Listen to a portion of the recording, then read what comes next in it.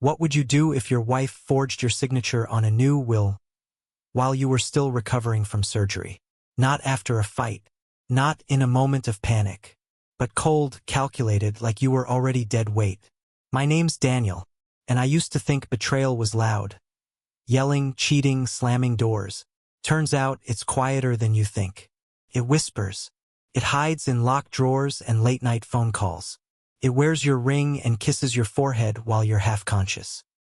Claire, my wife of 7 years, didn't know I'd been watching, listening, planning, because here's the thing she never understood. I wasn't out of it. I was just silent. See, by the time she tried to rewrite our future behind my back, I'd already rewritten hers. You want to know what I left for her in the safe? You want to know what her face looked like when she opened it? Good, because it didn't start there. It started weeks before the betrayal, before the forged will, before the whisper I was never supposed to hear. And once you hear it too, you'll understand why I never raised my voice.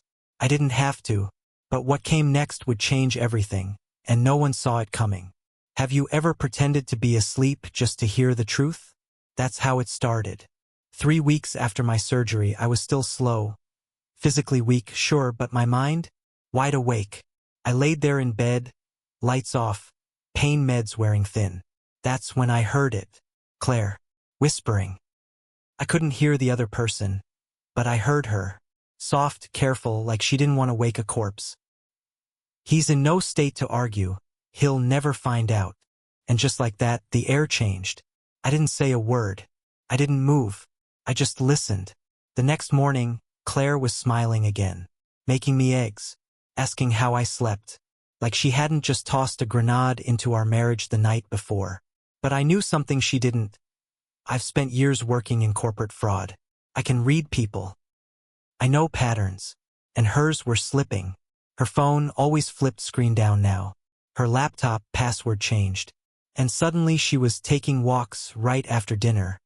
But her makeup was heavier than ever. So I started writing things down. Recording dates, times, mood changes. I played the long game. Because I didn't need to catch her in the act. I just needed to know what she thought I'd never see. And then I opened the desk drawer in her office. And found the will. The one I never signed. What's worse than finding your name on a legal document you never touched? Finding out who signed it and why. It was sitting right there, folded neatly under a stack of tax papers in Claire's desk. My will. My name at the bottom. Except, not my signature. Close. Really close. But to someone like me, obvious. See, I used to audit internal fraud at one of the biggest banks in the city. I know how forgery works. Where the pressure slips, where the ink pools wrong, how people hesitate when they're copying. Claire must have practiced. I'll give her that. But she didn't know the printer logs timestamp every scan. The scan of my real signature? Dated 2 days after my surgery, when I was doped up and couldn't hold a pen, let alone write my name. She'd waited until I was vulnerable. Until she thought I'd never notice. She even put the forged document back in the safe, like nothing had changed. Like I'd just wake up one day and die quietly, leaving her everything. But what she didn't know was that months earlier, I'd already changed the combination. And that safe, it wasn't just a place for secrets. It was part of the plan, because I had already put my version of the will inside, with a note that would end everything. Ever watch someone realize, too late, that they've just stepped into a trap? That night, I pretended to sleep again. Claire had been fidgety all day. Her texts were shorter. Her eyes didn't meet mine. She kissed my cheek like she was clocking out of a job she hated. I didn't ask anything. Didn't change my routine. I just waited. At 12:43 a.m., she slipped out of bed. Soft steps. Hallway creak. Office door.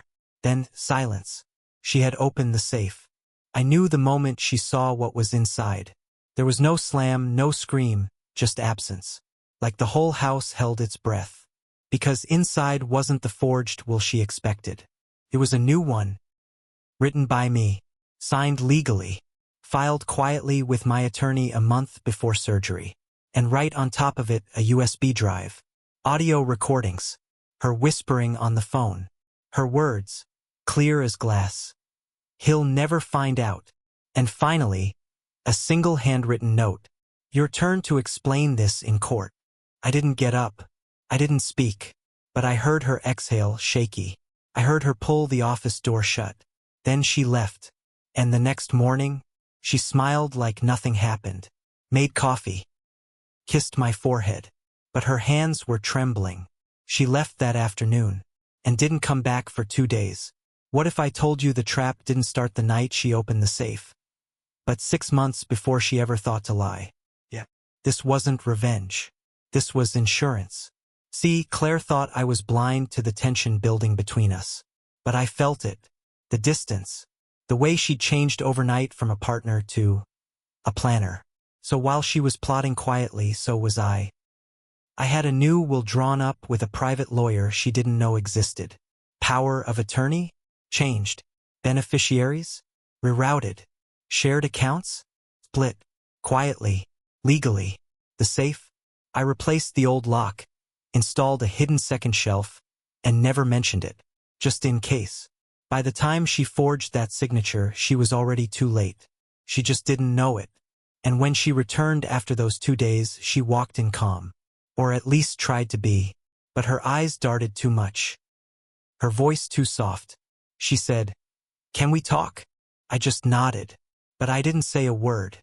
She kept looking toward the office. Like it would bite her. She knew. She knew I knew. Later that evening, I left the house. Quietly. No drama. No warnings. Because everything she thought she owned had already been removed from her reach. She didn't know it yet. But the next voice she'd hear wouldn't be mine. Ever seen someone realize they lost a game they didn't even know they were playing? That was Claire. The next morning, her lawyer called mine. I didn't respond. There was nothing to say. All the paperwork was filed. Every asset protected. Every account locked. Every document notarized and sealed weeks before she forged a single thing. And that voicemail she got from me? Just 5 words. Too late to undo it. That was the last time she heard my voice. No shouting match. No drawn-out fight. Just silence. Precise. Unshakable. Because she didn't fall into a trap. She walked into a strategy. And I didn't play to hurt her. I played to protect myself from the damage she thought I'd never see coming.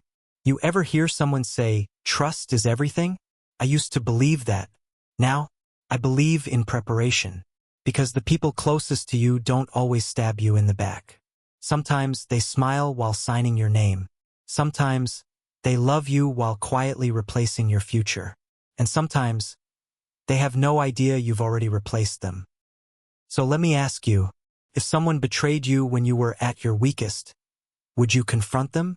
Or would you let them discover, too late, that you were never the one unprepared? Because in the end, it wasn't about revenge. It was about closure. And I never needed to say a word.